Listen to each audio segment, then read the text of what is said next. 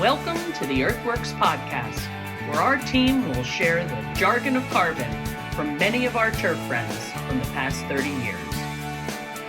Hey everybody, this is Kevin Hicks with EarthWorks, coming to you with another EarthWorks podcast. As I mentioned to some of you, it's going to be a little bit different twist on things today.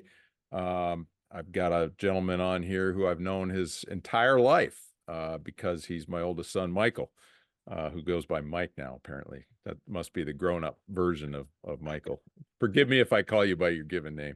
But I wanted to do something a little bit different today, and I'm glad, Mikey, that you agreed to this because I think you've got something to offer. We've got a lot of people in our industry that have kids that are involved in sports and, maybe have aspirations for things in the future that you've been through. And I thought you could maybe shed some light on those experiences and kind of the reality of sports and college sports, especially.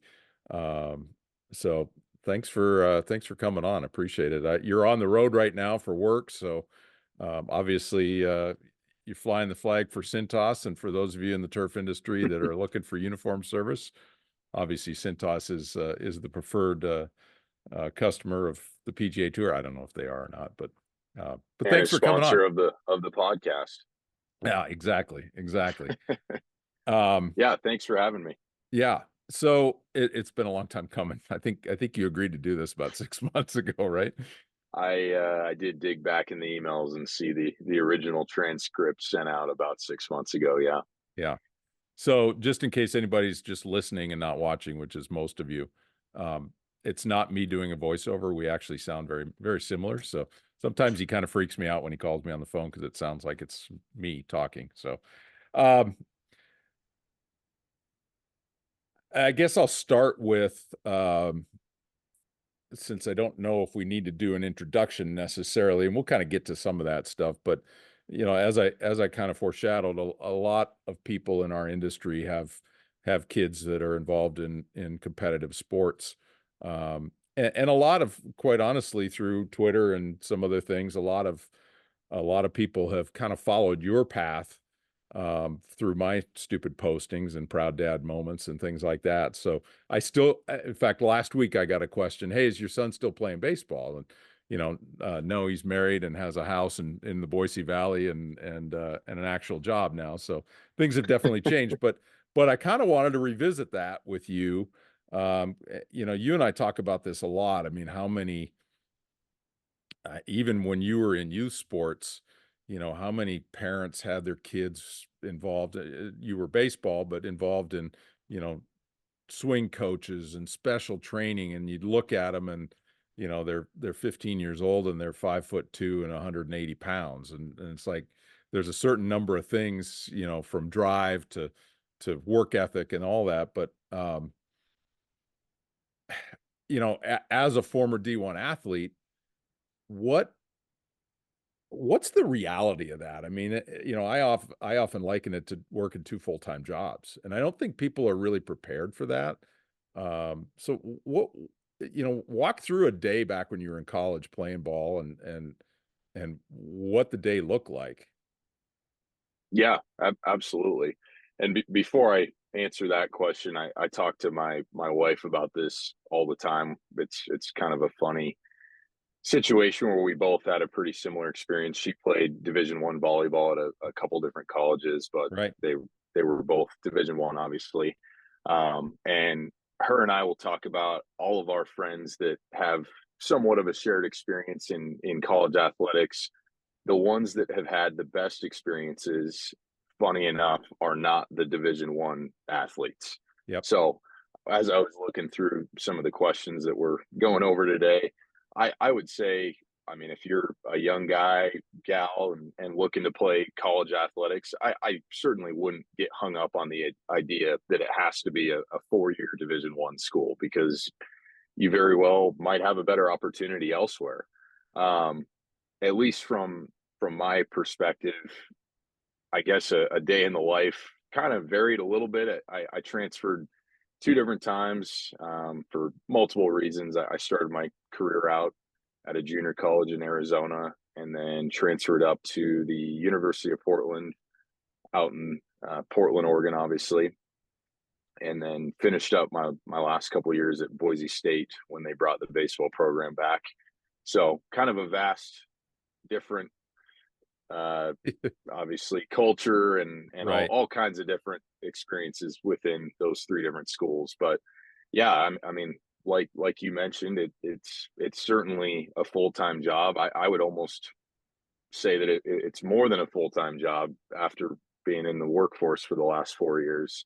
Um, I mean that you pretty much get maybe half a day a week that you can make your own free choices on what you're spending your time doing, and within that, it's under a microscope, so you can't mess up anything during your Right. one off day. Otherwise, you're going to miss out on what you've worked so hard for.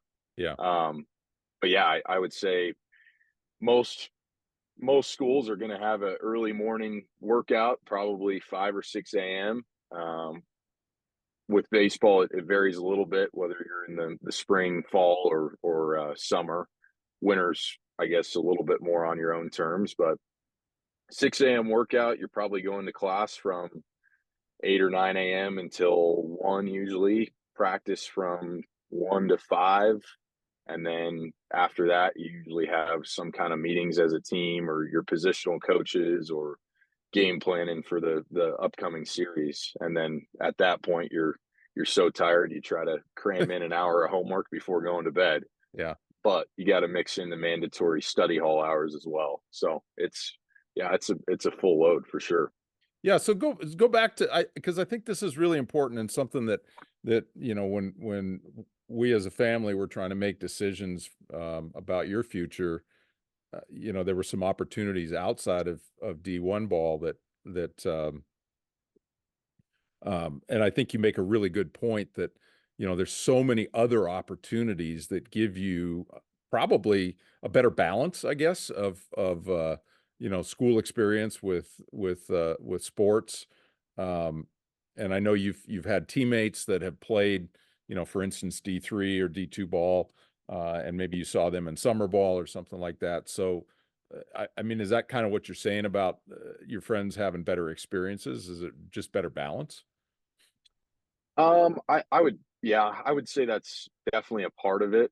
I think the higher level that you play, the more pressure is on you to perform, obviously, but and I'm not saying that to take away anything from a lower level of baseball, just because it's all competitive, and realistically you've got guys that might play D2, D3, NAIA, they could probably compete or play on most Division I teams. Yeah. But I think within that, there's potentially less funding, there's less control over each team, and a little bit more freedom from the coaching staff and the leadership within the organization to run things a little bit differently that the guys might like more, right? So I always think about one of my good buddies that played at LCSC in Lewiston, Idaho, obviously a powerhouse NAIA program. I mean, they've won more World Series championships at that level than probably any other baseball school at any level. And he had the best experience of probably any guy I've ever met. He's still living up there, and I saw him this last weekend, and he wants to be the AD of LCSC one day. That's Nice. his life goal. So obviously that place made a pretty big impact on him. And not to take anything away from my experience, but I don't know if I would have the same words after playing for a program. Yeah, and a lot of that depends on the teammates and the coaching and the culture. I know it was an upstart program for you at Boise State, but the culture seemed like it was really awfully good, and that starts with the athletic department and goes down to coaching and we're going to talk a little bit more about that here in a minute, but just how that upstart um, how the program got rolling. I want to get into that in a little bit of detail, but I want to back up a little on your experience in junior college, because that's a really different um, uh, level of control, if you will, or fewer limitations on your time. Is that the right way to say it? Absolutely. Yeah, the big one that I always think about, it was the CARA, CARA. I can't remember what it stood for, but it's essentially during in season you have 20 hours of baseball Right. mandatory activity. 20 hours is really 80, and then out of season you have 8 hours, which is really 40. So, but there's just some restrictions within that, and Yeah. that does not exist at junior college. It's 14 to 16-hour days that are you don't have control over any of that for sure. Yeah. So that was, because you played fall and spring there, and that was, not just because the climate allowed it, but was it 30 games in the fall and like it was something ridiculous, right? Yeah, I want to say it was 30 to 40 games in the fall, if not maybe more. Obviously, climate played a somewhat of a part of that, but yeah, we were traveling like it was a spring baseball season in the fall, and then Yeah. in the spring, I think we played with playoffs and World Series. We were probably closer to 80 in the spring, and then rolled right into summer ball and played another 75, 80 games in Yeah. summer. So that was a full year. Definitely a lot different than your 15 game high school season that the guys are used to coming off of. The first three in Coeur d'Alene being in the snow, right? Right. Getting Yeah. out the shovels and shoveling off the field. So your junior college experience was 1 year, and unquestionably the coolest thing had to have been going to and winning the junior college World Series. Got the hardware to prove it, but you mentioned there that, I mean, I think you did play 80. It was over 80 games, including the World Series games, and then, I mean, literally on the plane going to, where'd you go that year? Eau Claire? Yeah. Yep. Eau Yeah. Claire, Wisconsin. Going to Eau Claire, Wisconsin to play a full, that's as many games, if you do the calendar year, that's as many games as they play in the majors, and you're trying to swing school at the same time. So it was definitely an eye opener for me, and I'm sure for you too. I can remember you sending me videos at, midnight, by yourself in the batting cage. Hey, what do you see? And stuff like that. But in fact, I think I might still have one of you just beating balls at about. I looked at the timestamp. I'm like, cripes, you should be in bed right now. But it might have been No the only time time. to get in the cage. No time to sleep. Yeah, so it's definitely, junior college is definitely a whole different level of commitment. And your little brother has a buddy who's experiencing that right now, and I think he made the comment to Brady that, he's never wanted to quit baseball more. And it's a real, uh, it's a real cleansing program to get a lot of kids that think they're going to be college athletes kind of a dose of reality. And I think there is a lot of attrition in that type of atmosphere. And I think you've seen, junior colleges, they'll stack a fall roster of 90 guys to be cut down to 30. Um, Right. Yeah. and I was going to touch on that briefly. I yeah, remember just in our recruiting process with the junior college that I went to, I was told, and not to knock on those guys at all, because I think some of it is just a lot of moving pieces that happen without your knowledge. And like you said, by the time fall day one of practice kicks off, yeah, there's 70, 80, 90 guys, and maybe 20 of those guys are auto cuts, if you will, but the rest of them are legitimately competing for a spot the entire time. yeah, And it really weeds out the people that are serious and the people that aren't. And I mean, there was probably 4 or 5 guys on day one that quit after they realized this isn't the show up and you don't have the same color socks on as everybody else. No, you're done. You right. get one chance, and and that's it. Yeah, So I think just showing up day one on campus down there and realizing there was 5 or 6 guys in front of me at every position that were significantly better than me, when I was told, it's all wide open. The positions are all wide open. Our lineup is not set in stone. And yeah, and to the coaching staff's credit, it wasn't, because they probably didn't even know who was going to show up day one. I mean, we yeah, had guys that were coming over from Mexico to try out. right, So right. pretty crazy experience. Yeah. No, it was I was lucky enough to make the road trip to Grand Junction and see some of the games, and we hung out, and quite a spectacle. And I haven't ever been to the College World Series, but certainly on a smaller scale, that was pretty fun to be a part of. And I'm sure you didn't get a lot of time on the field, but I'm sure that's a pretty good memory of I don't know, just being in that kind of a venue, and that kind of the community was so behind it. It was pretty fun.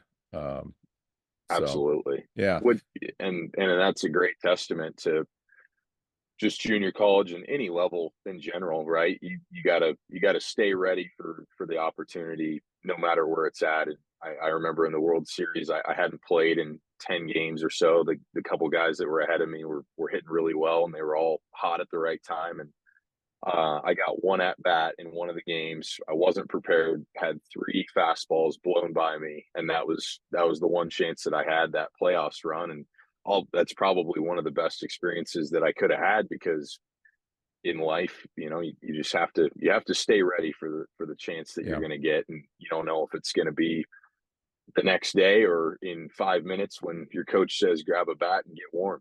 yeah, yeah. And I know I saw that a lot and that's a great way to look at it, because it could be the ruin of a lot of kids and a lot of players if you only get that one chance. I mean, I can remember when you were in Portland,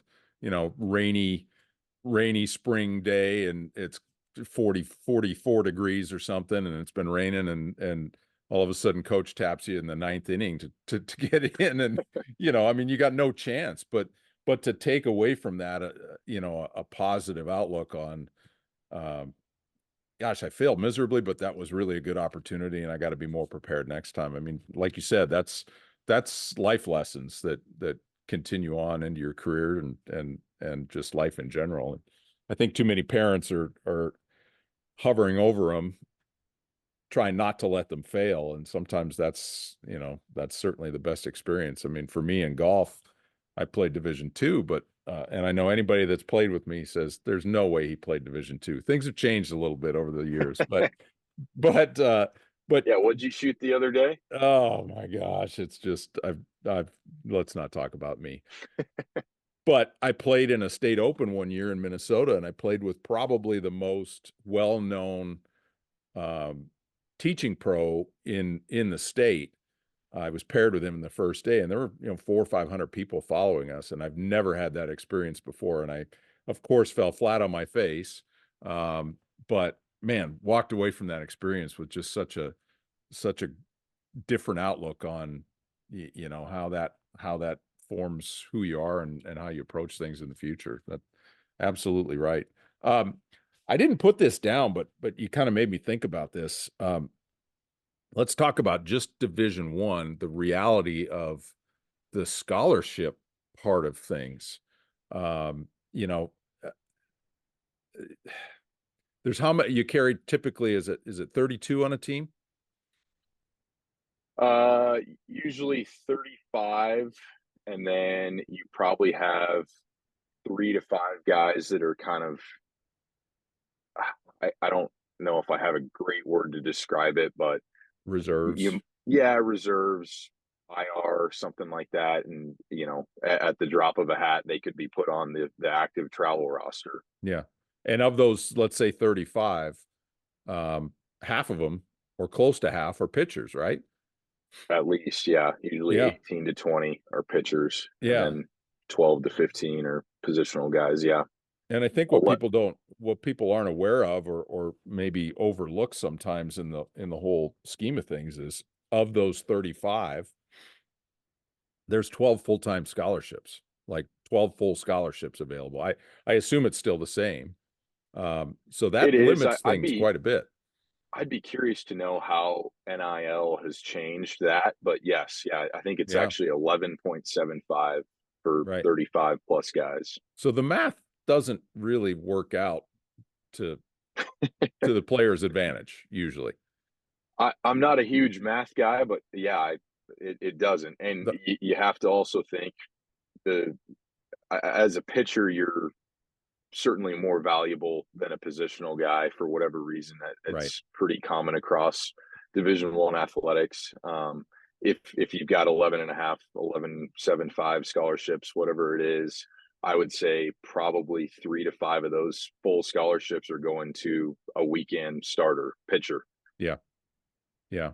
And then it's, again, half as many, I think, at Division II, right? And then technically no athletic scholarships at the Division III level. So, there's the makeup is in the grades. And that's another thing I think a lot of, maybe the parents get it, but maybe the kids aren't aware that, your coaches or prospective coaches are looking at GPA. They're looking at what programs you're interested in getting into so that they can find other monies in other ways to kind of make up for the lack of athletic scholarship. Would you say that's accurate?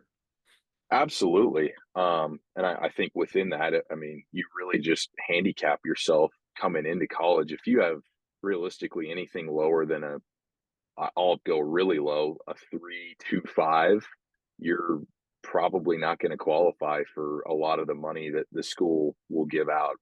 And realistically, anything under a 3.5 or a 3.75, that's kind of, I would say, the bare minimum. Yeah. If you're not going to get a full ride scholarship as a left-handed pitcher that throws 95 miles an hour, I hate to say it, but you're probably not going to get a full ride scholarship. But I mean, if you can get 20%, 25%, and then they can fill up, the majority of the rest with the presidential scholarship that a lot of schools give out, that's a huge advantage.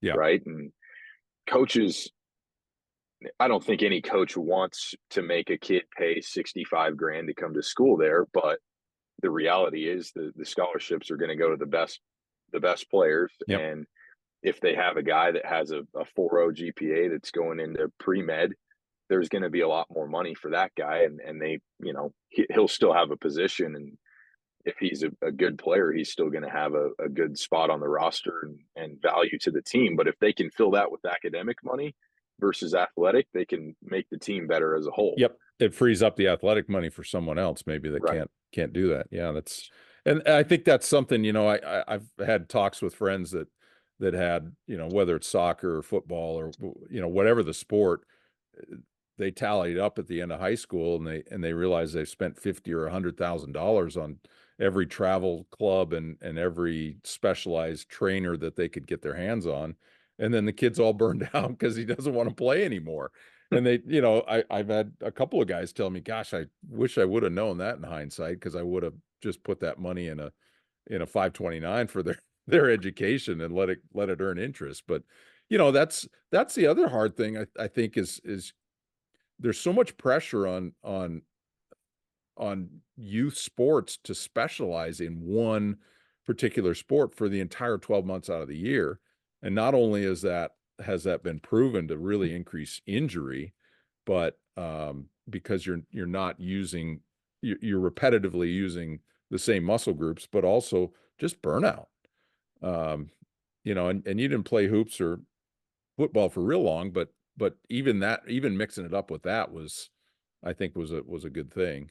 Football. And the weirdest part to me about that is a lot of college coaches, I mean, your high school travel coach and your club coach and all those guys, that they want you to be focused on the sport for 13 months out of the year. And, you need to get the extra reps. You got to play summer, spring, fall, and winter ball and all this stuff. But it's funny because college coaches will look at an athlete that plays 1, 2, 3 sports, preferably multiple different sports. Yeah. And it's certainly a good thing. They look at it like you're a more well-rounded athlete. And I've even heard that, baseball guys, baseball coaches, scouts, they'll come to a guy's basketball game just to see how he moves in a different sport. So Interesting. I would say it's an advantage, really. Yeah. I mean, I'll hear about prospects for baseball, football, basketball, whatever. And so many times I see the football highlights for a basketball guy just to see how he moves in a different setting. And I would say, not that I regret focusing on baseball my last year in high school, my senior year, but I think the longer you can play multiple sports, the more power you have as an athlete, for sure. Yeah. Yeah. Well, I think for you in particular, I think you'd kind of, some things had presented themselves that just kind of closed some doors on basketball and but the fact that you waited until your senior year to kind of focus, I think was the right timing. I'm looking at more, the 12, 13-year-old kids that are playing, Sure. fall ball and spring ball, and they're doing, hitting in the cages all winter long. I think there's a time and a place for that, and your decision to do that later on in high school was perfectly appropriate in my opinion. Um, okay, so you're 27, right? I And think so. yeah, and I think the last time we talked about this, don't you have another year or two of eligibility left with all the crap that went on with COVID? Yeah, I think I've got my COVID redshirt year still, I believe, somehow. So I mean, and again, this is any sport, but how has that really trashed the pipeline of high school kids? I've talked to friends about this that really for the last, I mean, since COVID, junior college for baseball is really the only avenue that's realistic for most kids, unless they're, you know, Dansby Swanson or somebody like that. You know, I mean, there was a guy on a football team. I don't think it might have been Boise State that I was watching. He's a 6th-year senior. And you see these guys that are 25, 26 years old, they're still playing. I mean, how does that, how did that affect sports in general? And what's the workaround on that for a kid that's coming out of high school or maybe in high school thinking about it? I think it's going to clear itself up here in the next couple of years, but Yeah, man, I was just gonna say, thankfully, I think we're pretty much out of that era. But yeah, for the last 3 to 5 years, it's a that was a mess. significant mess to, yeah, roster spots. And I mean, just looking at it from a pure physicality standpoint, I think the quarterback of Utah State or Utah, something like that, I just saw the other day, he's 26 years old. Yeah, How is the 18-year-old kid from the high school down the road going to compete with a full grown man, right. right? I mean, it's just a different ball game. Thankfully, I think it will go away. But yeah, I mean, everything that I heard from buddies that were still playing, I mean, you just get pushed down the roster even more. I mean, they can get a transfer from a Power Five, big time Division I school. Maybe he wants to finish up his career at his local Division I school or whatever, and come right in, play immediately. And the freshman that was promised the world, he's not going to see the field at all. And Yeah, then because of the way our society works with no patience for delayed gratification, I mean that guy's going to transfer 4 different times throughout his career. And I think it's really tough. I mean, you look at it in the NFL with football, if you can come into a program that believes in you, sit for a year or two, and then when you get your chance to be the guy, I think you know the system, you're developed, you've been able to watch the more veteran guys perform and run the system how it should be ran. And I think the same thing translates in any sport, but especially baseball. I mean, you'll get to know what your coach is looking for, how to find success, what guys that have come before you are doing to have success. And I mean, I think we need to change our mindset a little bit on playing right away. And I don't think it's realistic that you're going to make an impact right away as a freshman, and that's okay. I yeah, mean, you look at a program like Gonzaga. I mean, some of the most talented guys that I played with went to Gonzaga and played up there, and I remember following along with their career as I was playing too, and they weren't getting at bats until their sophomore, junior, senior year. But yeah, when they got the chance, they had been in the program, developed, they gained 40 pounds of muscle and had a great 1 or 2 years, and then moved on to the next level after that, or whatever was next for that guy. But right. that's I think it's tough to look at that as a kid, and you especially don't want to hear that in the recruiting process. Oh yeah, you're little Jimmy, you're probably not going to play till your junior year because we've got Tom, Dick, and Harry above you. They're Yeah, all world, and you're just not there yet. And it's hard to look at that. But then I would encourage guys to go to a school, yeah, junior college, whatever, and get some at bats right away. Play in the summer leagues that are available all over the country. And I think with baseball more than anything, it's just reps. You got to find a way to get 2,000 at bats before you're really ready to compete, and that might be a crazy high number, but I feel like looking back on my career, that was probably the number that I eventually got to, where I really felt confident in what it was that I was doing, what I knew that I could have success doing, and what I was looking for, whether that's out in the field or at the plate. Yeah. Yeah. That's a great observation, a great point, and a good segue too, because I wanted to talk about a little bit about Boise State, and we'll keep it on the positive, because there were lots of them, but you came in, maybe not the greatest experience leaving Portland. We had a lot of conversations about where you went for summer ball after your second year at Portland, and the fact that you maybe weren't seeing the opportunity there, and things were still up in the air. So it was a difficult time, I think, mentally for you. But you got a call out of the blue from the newly minted coach at the Boise State University. They hadn't had baseball for 40 years, and it was set to become the first Division I school in the state of Idaho, and you jumped at the opportunity to come and be a part of that. Now, talk about the first year, and that, because you mentioned there's some dues to be paid and things like that. So what you guys were called, how many were part of that initial team, and the fact that you didn't have a team, and all of you were willing to sit out and kind of build that program from the ground up. Yeah.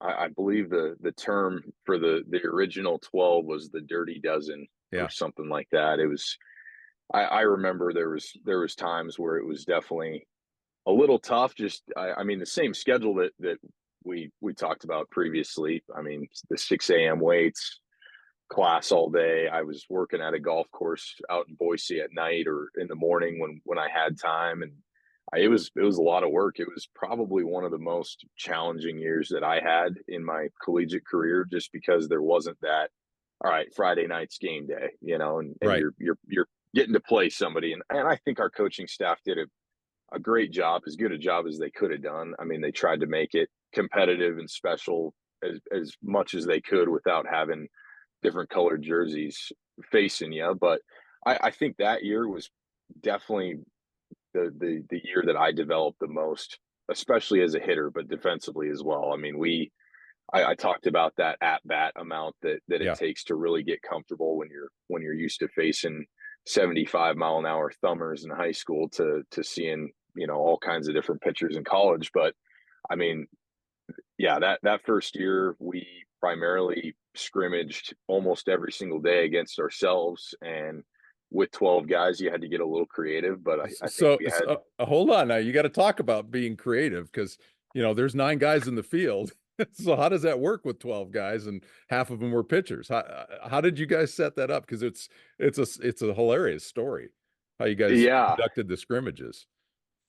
we had people filling in all over the place. You would have, 1 or 2 outfielders if possible, just to get live reads off the bat. But it was, and maybe I'm missing the story that you want Didn't me you to set tell, up or I can't didn't you remember. set up traffic cones for some of the positions That's and things? right. Yeah.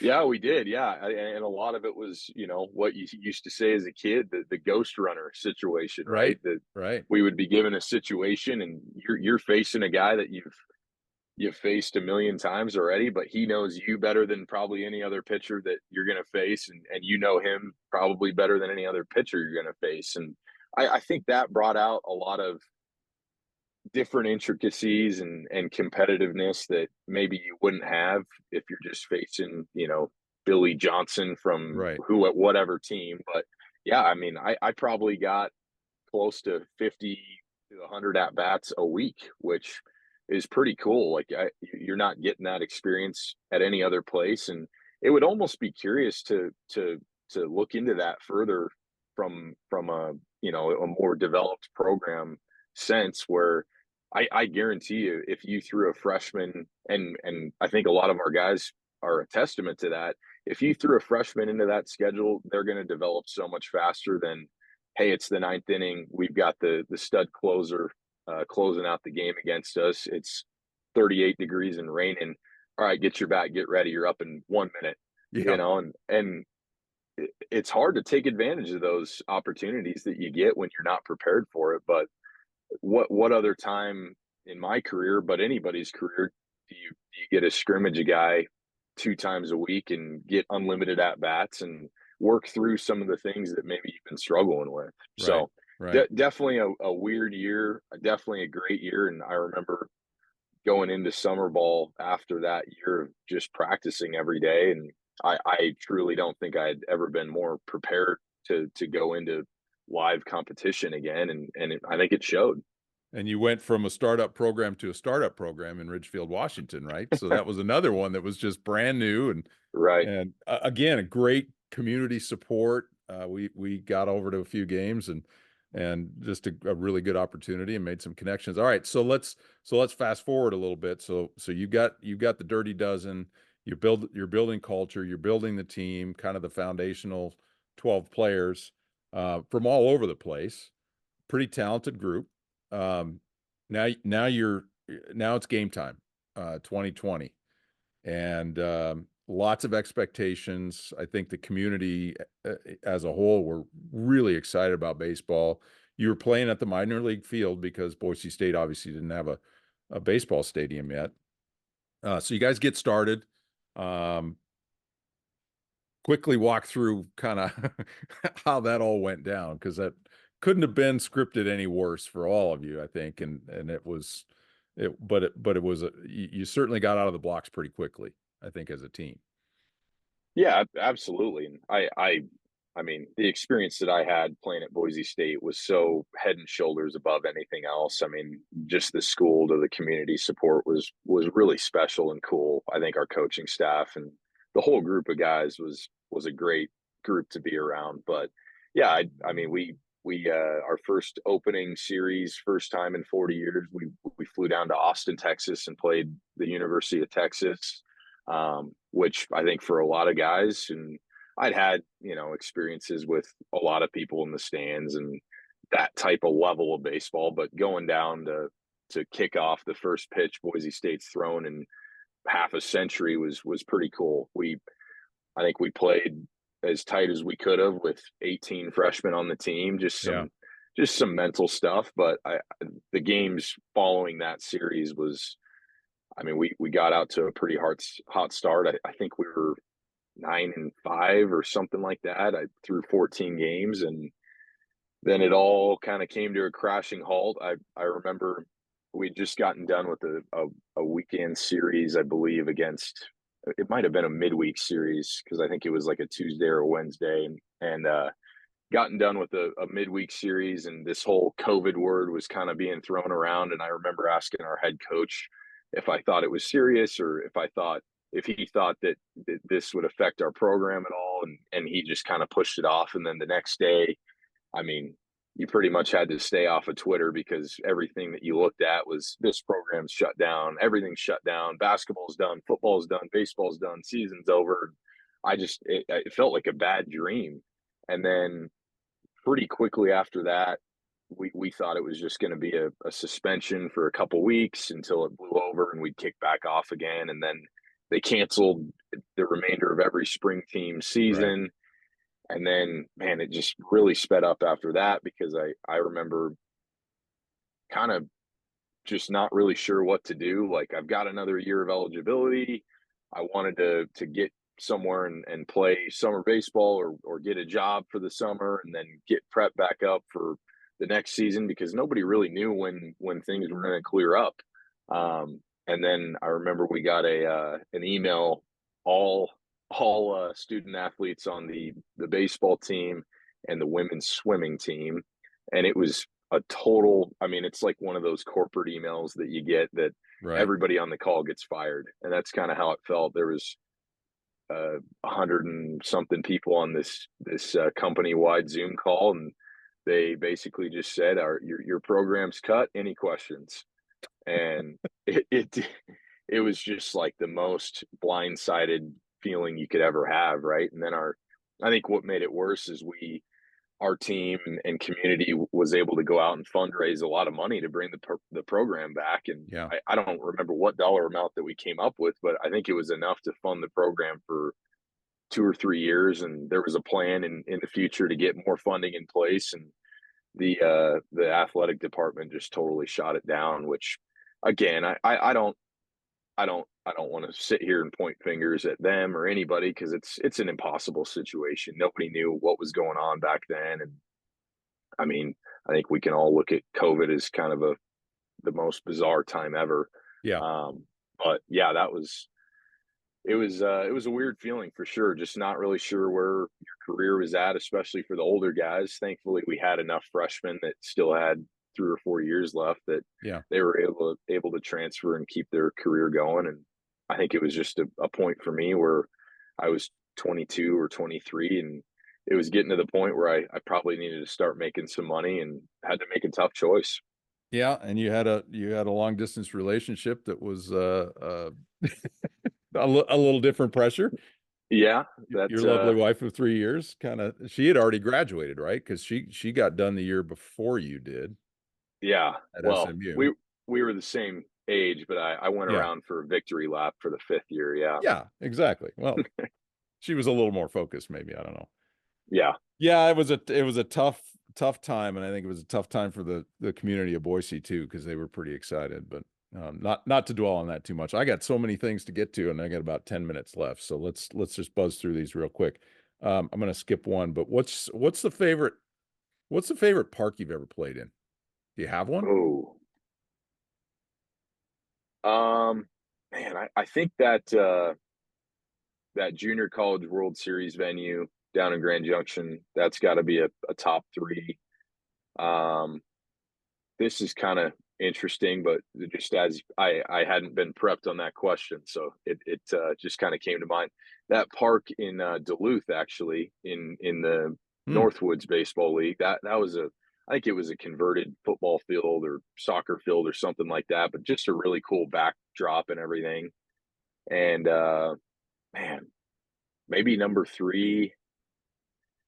What about the training facility for the Yankees after you were Yeah, drafted? I mean, it was Tampa in July. That sucked, but yeah. That was a little tough. The air's pretty heavy. Ball doesn't fly a ton. Yeah, that was definitely up there. But I think BYU, the backdrop yeah, down there, yeah, that's a pretty special place for sure. yeah. That's a good point. I remember you sending me pictures of that. And Air Force Academy too, right? Yeah, That was a pretty cool one. Although you said the field was horrible, but yeah, not great for the ligaments on the field. yeah. Okay, ligaments. Perfect segue again. So there's a lot of talk in turf about um or in turf management about the evils of plastic grass. And, football is a whole different animal, but baseball isn't a contact sport. And I can remember you talking about the difference in how you felt after a game. I mean, you're playing on plastic, which is certainly a lot harder. You think, let's start. I mean, there's a significant difference in how the game plays, isn't there? Yeah, absolutely. I think, I mean, there's a reason you don't see artificial turf fields in the MLB, and Yeah. I don't think it's as common really down south or out east where the weather's a little bit better. But yeah, I mean, you ask about the nicest surfaces. I think Gonzaga is definitely one that comes to mind. Just there before they converted their field over, that whole grounds crew was phenomenal. I Yeah. mean, that field was like Disneyland for a baseball player. But yeah, I struggled with shin splints from the day that I transferred to University of Portland till the end of my career. I had just the worst pain in my shins and ankles and knees, and it's completely gone today. I don't have Hmm.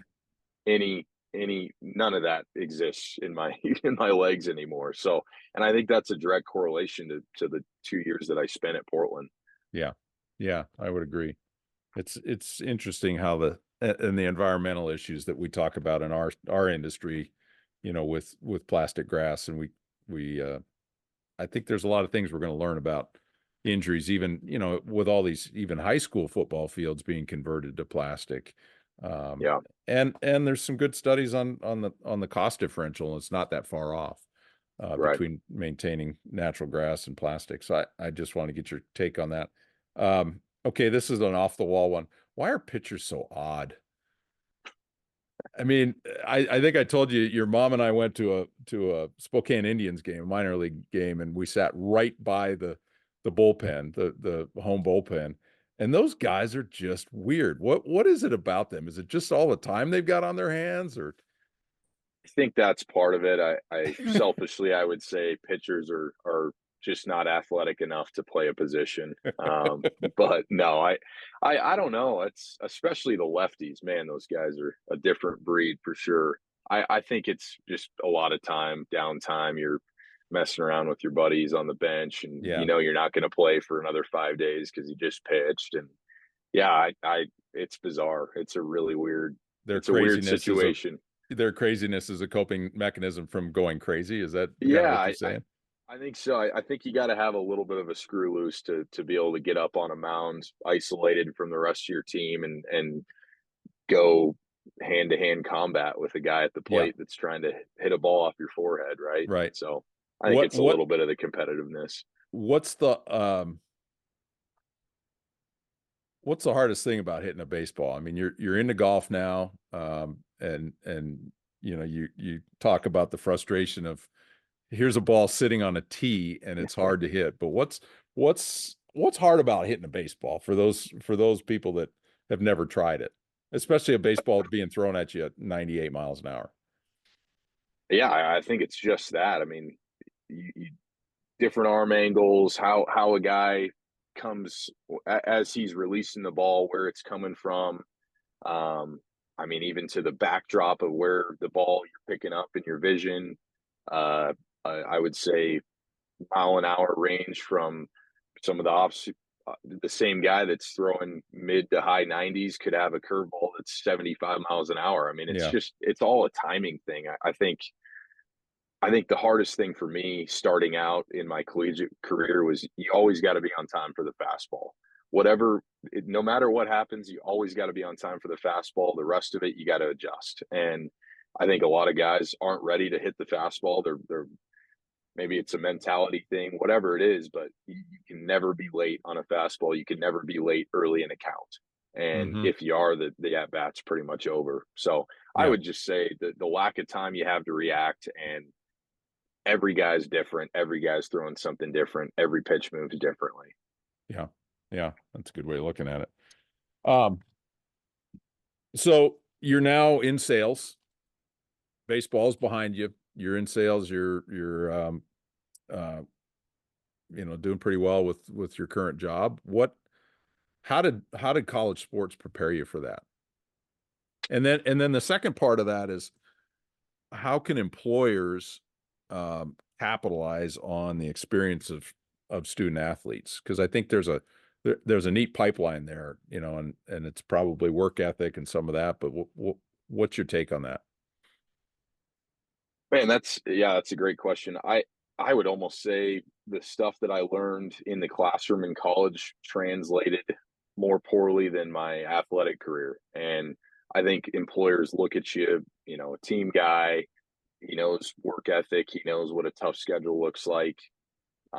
Just the discipline that comes from athletics. Our company, the company that I currently work at right now, if you don't have an athletic background, your chances of getting hired are pretty slim to none. And I think I've seen that more and more throughout Yeah. my professional career too, where my my degree, whatever it is, it's almost I think they look to see if you have a degree, if you're not going into something very specialized, Yeah. medical field or whatever. I think a lot of employers look at, great, you've got a degree, cool. What are your experiences in college other than that? Oh, you're a student athlete, awesome.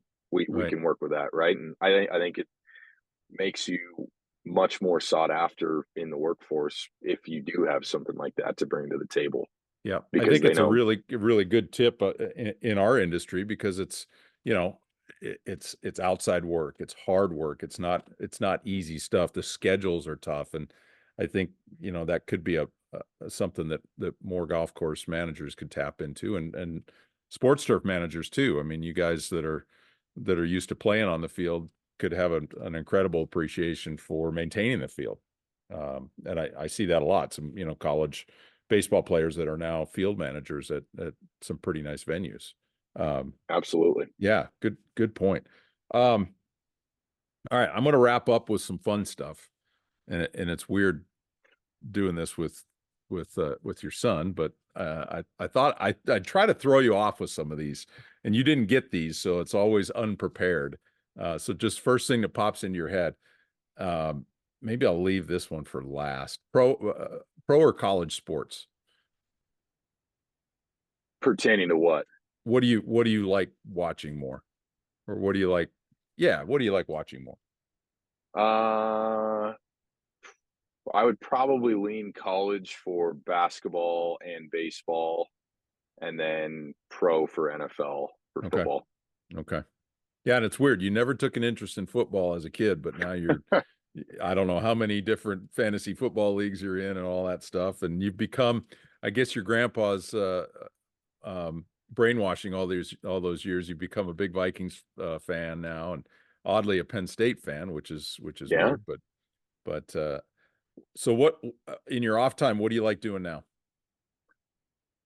Oh man, my wife tells me I got too many hobbies. You better pick one then. Yeah, I do pretty much everything. I mountain bike a ton, fish, hunt. I still got a pretty good group of buddies down here, and spouses, girlfriends included, that we all hang out and do stuff together. And one of the coolest things, a lot of my friends are ex-athletes, so we have a group on Thursday nights. We get together and play beach volleyball or pickleball or whatever together. And yeah, I pretty much sit on the couch on Sundays during the Vikings game, and that's about the only time I sit down. Yeah. Can anybody beat you and Eva in beach volleyball? Nobody can beat me in anything. Good answer. Oh man. All right. We've talked a little bit about this, but it seems to be gaining a lot of momentum. Savannah Bananas, I don't know what you'd call it, exhibition baseball club. Is it good It's or like bad? the Harlem Globetrotters. Yeah, that's an interesting question. I think it's hilarious watching it. To me, it's a little weird as a guy who played. I don't know if I would go to a game and find the enjoyment that maybe a fan off the street would, but I think anything that's growing attention to the game is good for the game. Yeah. I think they bring a level of fun to baseball that you're probably not going to see going to watch a Big Ten, weekend series, right? So I think it's a different twist, but it's pretty cool. Yeah, I tell you, I'm always impressed how well they pack the stadium.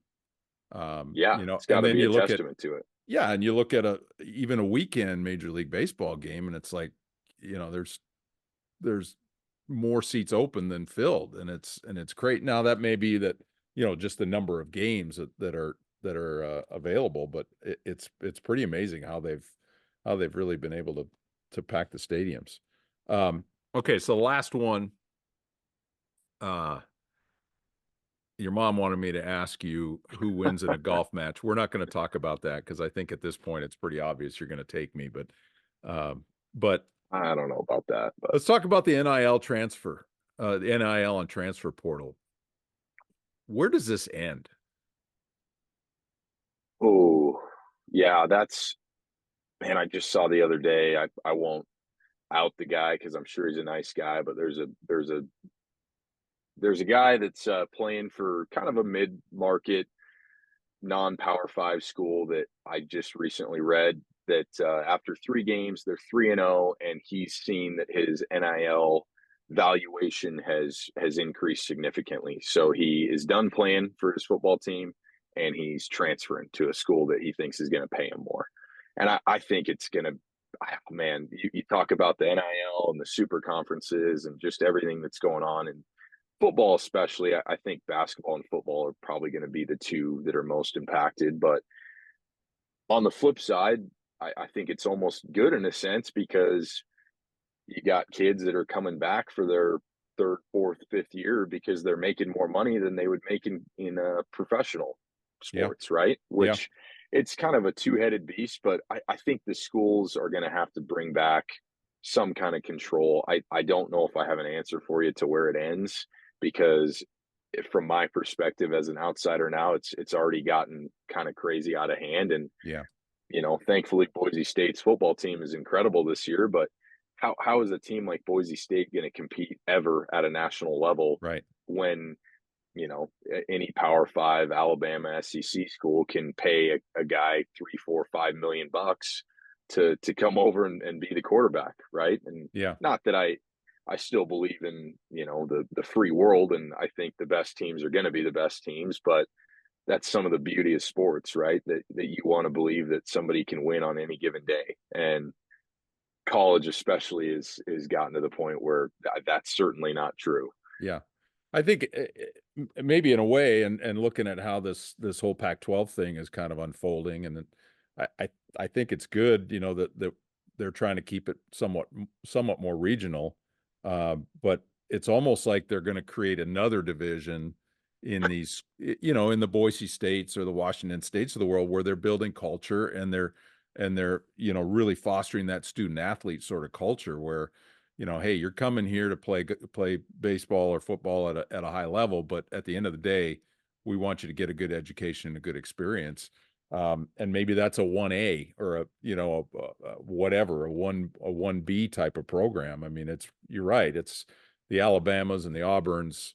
They always have had, and they'll always have the leg up on some of these, mid-major type programs. But I don't know.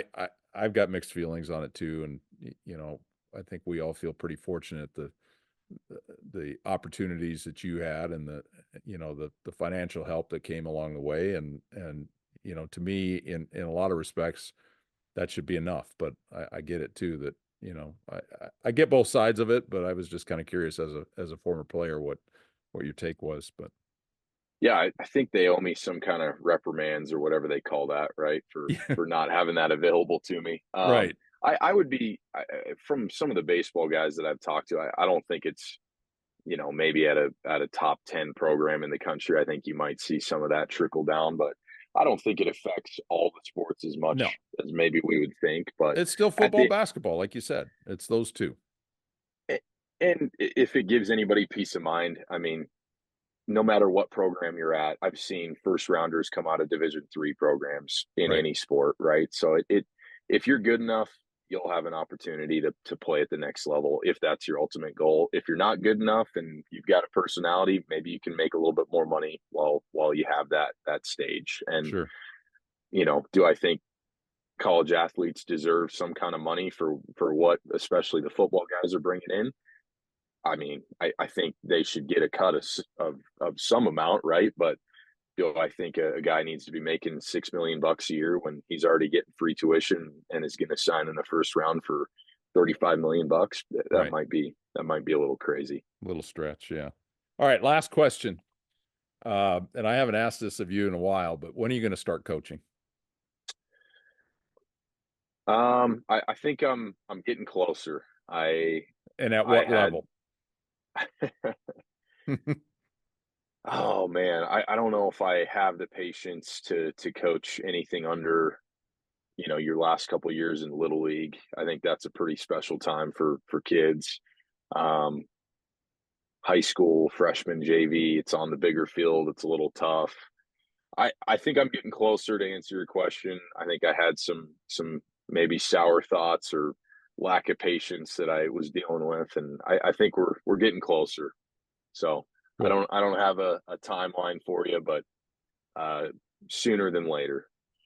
Well, I think a lot of you guys that have gone through that college experience have a lot to give, and I'd hate to see that not imparted on the next generation of players. So, Sure. Yeah, appreciate that.